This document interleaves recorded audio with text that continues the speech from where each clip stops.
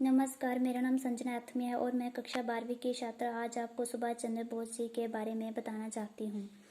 23 जनवरी 1897 का दिन विश्व इतिहास में स्वर्णाक्षरों में अंकित है। इस दिन स्वतंत्रता आंदोलन के महानायक सुभाष चंद्र बोस का जन्म कटक के प्रसिद्ध वकील जानकी नाथ तथा पार्वती देवी के यहाँ हुआ। उनके पिता ने अंग्रेजों के दमन चक्र के विरुद्ध में राय बहादुर की उपाधि लौटा दी। इसमें सुभाष के मन में अंग्रेजों के प्रति कटुता ने घर कर लिया।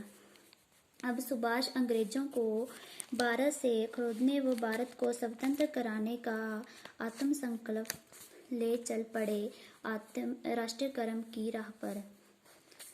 आईसीएफ की परीक्षा में उत्तीर्ण होने के बाद सुभाष ने आईसीएस से इस्तीफा दिया। इस बात पर उनके पिता ने उनका मनोबल बढ़ाते हुए कहा, जब तुमने देश सेवा का व्रत ले ही लिया है तो कभी इस पद से विचलित मत होना। दिसंबर 1927 में कांग्रेस की राष्ट्रीय महासचिव के बाद 1938 कांग्रेस के राष्ट्रीय अध्यक्ष चुना गया।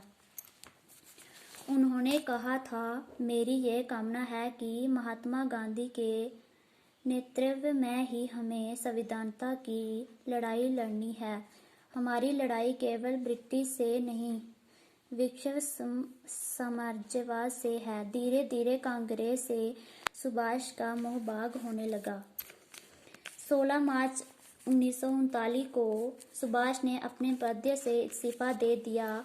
सुभाष ने आज़ादी के आंदोलन को एक नई राह देते हुए युवाओं को संगठित कराने का प्रयास पूरी निष्ठा से शुरू कर दिया।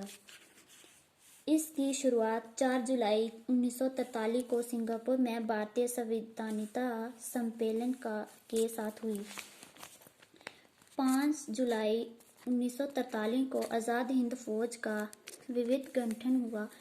21 अक्टूबर 1943 को एशिया के विभिन्न देशों में रहने वाले भारतीयों का सम्मेलन कर उसमें अस्थायी स्वतंत्र भारत सरकार की स्थापना कर नेताजी ने आज़ादी प्राप्त करने के संकल्प को साकार किया।